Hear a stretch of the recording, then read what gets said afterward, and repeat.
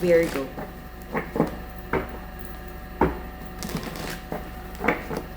This is a Virgo Sun, Moon, Rising, and Venus collective reading for the month of July. For a personal reading, kindly send me a direct message.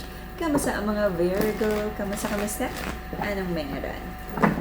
Anong bago? Ano pa ulit-ulit na ginagawa? This is a Virgo Sun, Moon, Rising, and Venus collective reading for the month of July. Collective energy ng mga Virgo, please. Collective energy ng mga Virgo. Collective energy ng mga Virgo. Kanina pa sumasara ang throat chakra ko nasasamid ako Anong mga ayaw niyong sabihin dyan? Let's see. Ano na sabihin ko? Na-lost ako. Ano ba? Paalala, ang nag-isang account ng Mystic Star na kaya ang alas 11. Any messages coming from a different account. Hindi po ako yon. Anong nangyayari? May miscommunication ba ang mga Virgo? Nami-misunderstood ka ba? Anong nangyayari? Okay, let's see. That's weird.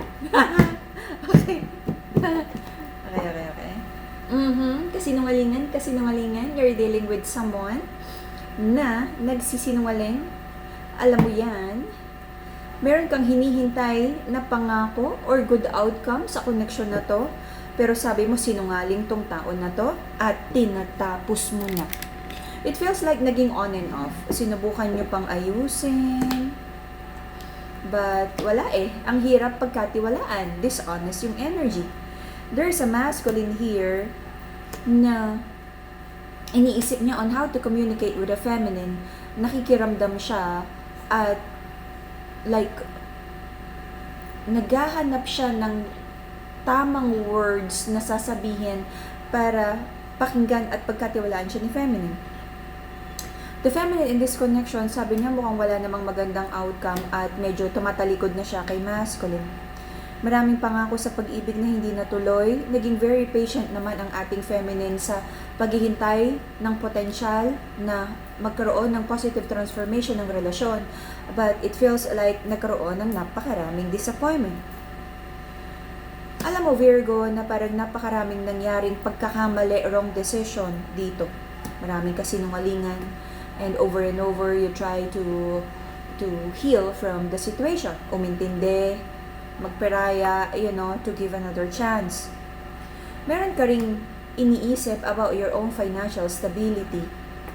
And sabi mo wala naman choice Kailangan maging strong, kailangan ilaban. But if you need a break, kahit quick vacation, coffee break, kung ano man yung kaya mo for now, gawin mo. Kasi parang this is the energy also of parang over fatigue or burnout. May mga gustong pag-usapan tungkol sa pangako sa pag-ibig and you're just thinking of kailan dapat gawin ang pag-uusap na to.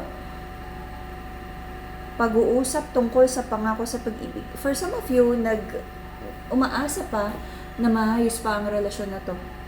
But for some of you na parang pagod na sa relasyon na to, parang gusto na lang pag-usapan yung obligasyon kung may bata o kung may paghahatian na properties.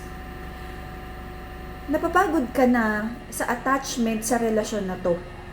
Na parang ayaw mo na nga makibalita Napapagod ka na parang every time that you try to reconnect at ayusin ang relasyon with this masculine, nadidisappoint ka lang, na-hurt ka, broken promises, paulit-ulit lang.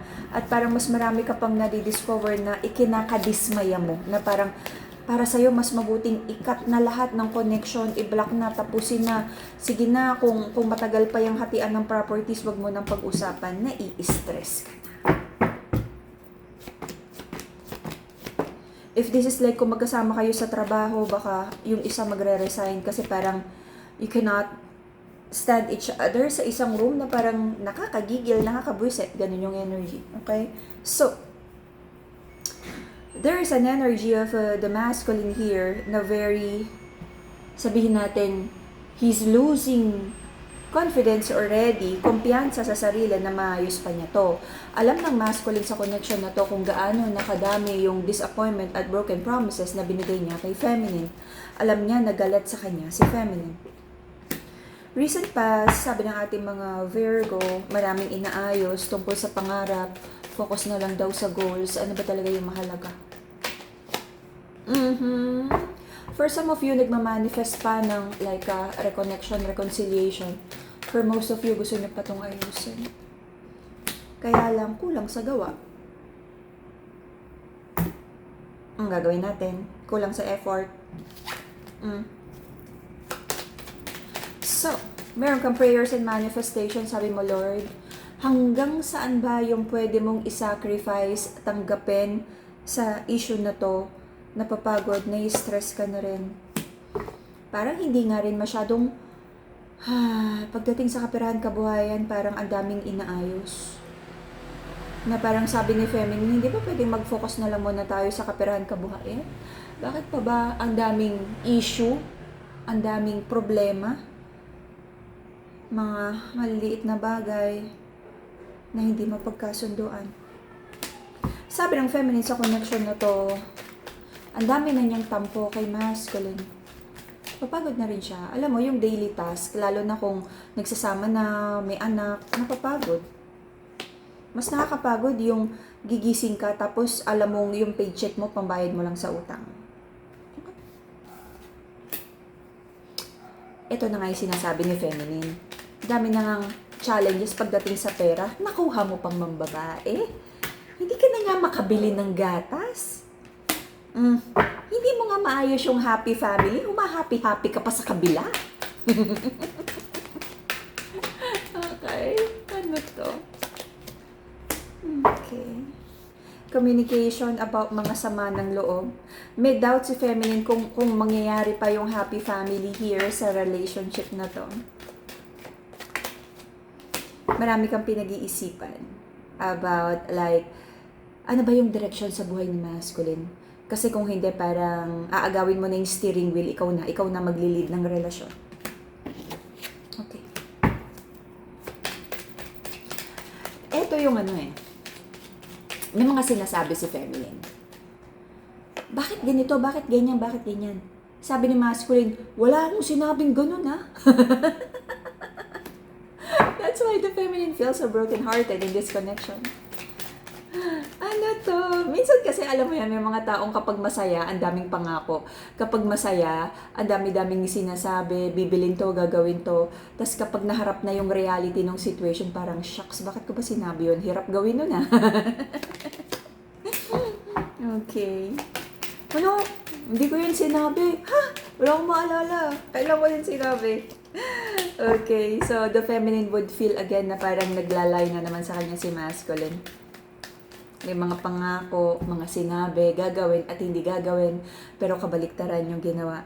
Nagkaroon ng pag-uusap, akala maayos na, but in the next 3 months, I feel merong like possible disappointment because someone is not being honest sa mga pangako.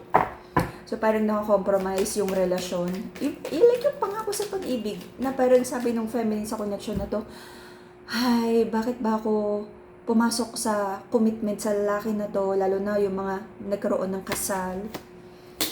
Minsan parang gusto mo na lang maglayas, iwanan na lahat sa kanya. Nakakapagod.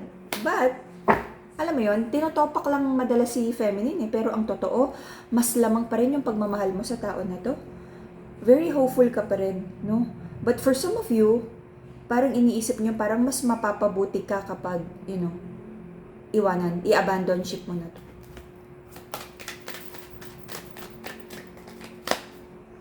Okay, nahahati. May maliit na portion sa inyo na gusto pang, a big chunk of this like population ng mga Virgo, gusto pang bigyan to ng chance. Kaya pa. But for a few of you, parang iniisip na mas mapapabuti kung hiwa-hiwalay muna. Nakakapagod. Alright? So, I'm praying na makagawa ng tamang desisyon. Maayos pa to. And if ever na mapag-decidean na maghiwalay, magkaroon naman ng maayos na closure and arrangement. Kung ano man, kung may bata, kung may family na involved. Alrighty? And that would be the Virgo Sun, Moon, Rising, and Venus collective reading for the month of July. See you again in a few days for your bonus reading. Huwag mag-alala, kapit lang. For now, may mga challenges sa pera. Okay? Lahat to ay temporary lang. Bye-bye, Virgo!